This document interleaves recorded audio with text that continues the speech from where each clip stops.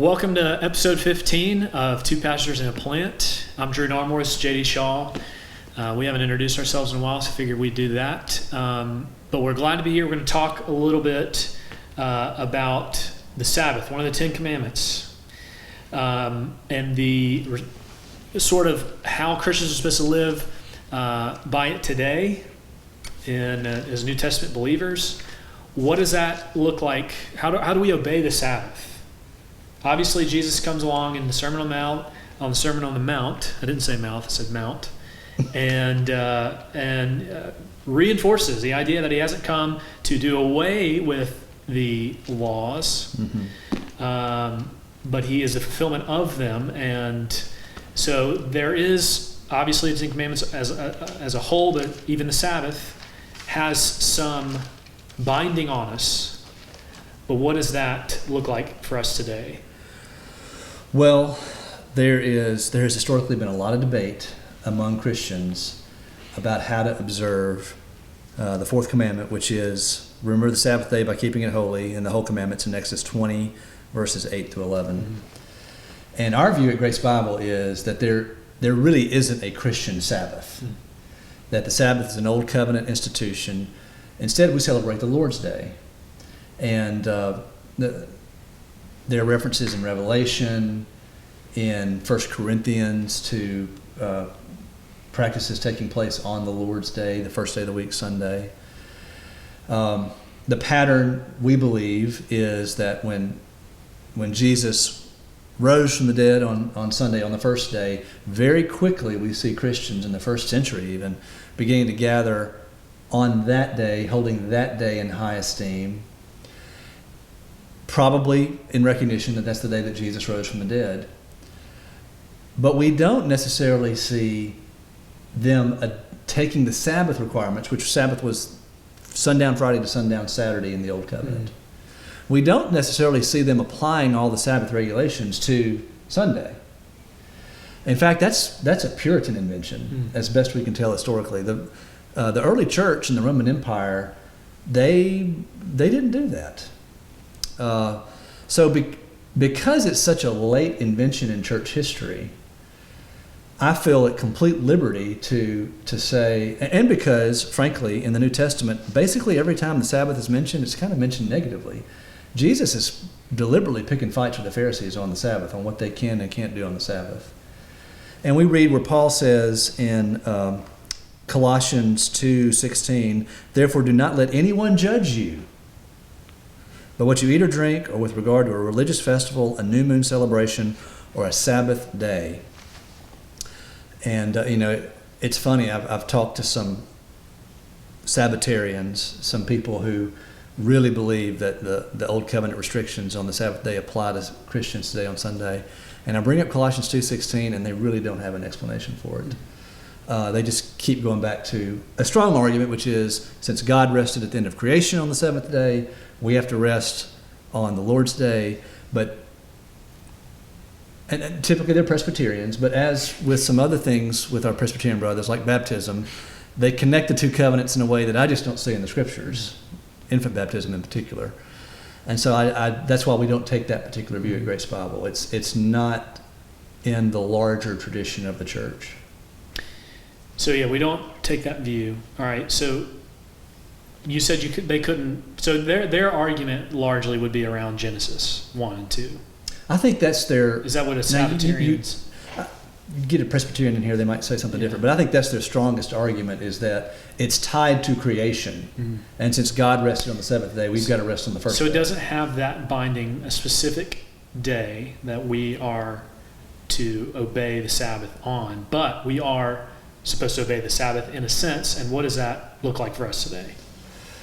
Well, a Sabbatarian view would be only participate in worship and acts of mercy. Okay. So you can't throw a football with your kid on Sunday. You certainly can't watch an NFL game on Sunday or a Major League game. It's only for a strict Sabbatarian view would do that way. Now, our friends in the PCA rarely go that far. They although the Westminster Standards, as I understand it, that they're held to, mandate that kind of. Really? So it's not just don't have a 9 to 5 on Sunday. No. It is devoted for rest, for worship and for acts of mercy. Okay. And so recreation is not a part of that. Wow. But when I've gone to Presbyterian meetings, PCA Presbyterian meetings, and they're examining candidates to be accepted in the Presbytery, they always take an exception to the Sabbatarian part of the Westminster Confession, and they're admitted, saying, I believe you can recreate on Sure. Sundays. What are we called to do at this church? That's a more important question. Right. And what we teach at Grace is that, we're not going to discipline you, which technically you would in a strict Sabbatarian church. You would go under church discipline for working on Sunday or for engaging in forms of recreation on Sunday.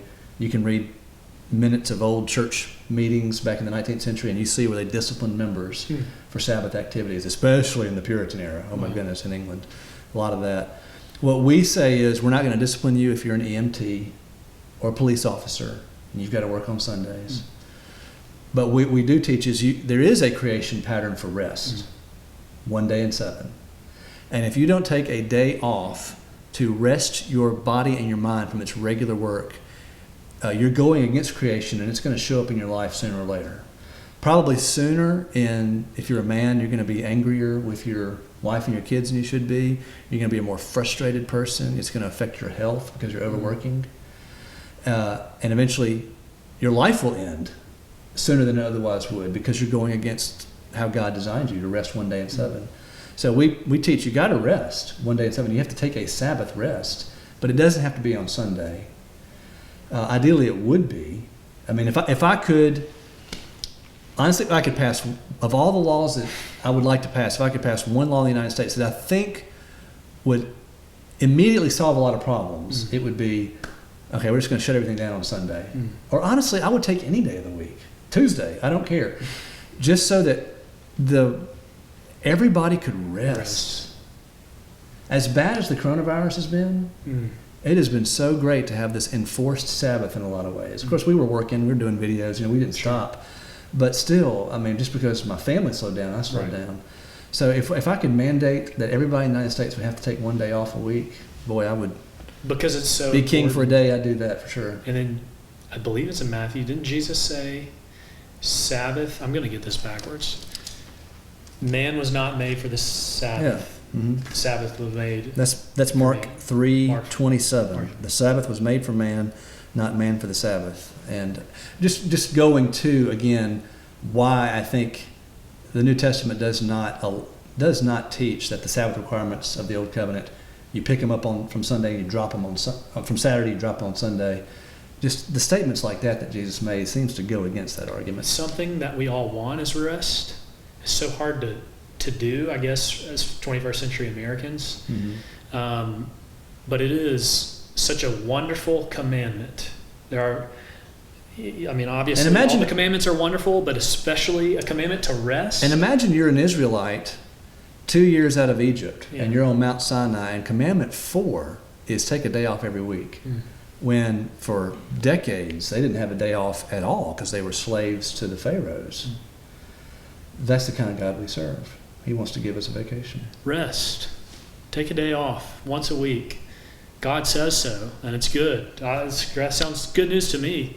So this is episode 15. We hope you enjoyed it. We hope to see you next week. Hopefully we'll be in a different situation. Maybe things will look a little bit different on the podcast. So thanks for joining us this week. We'll see you next week.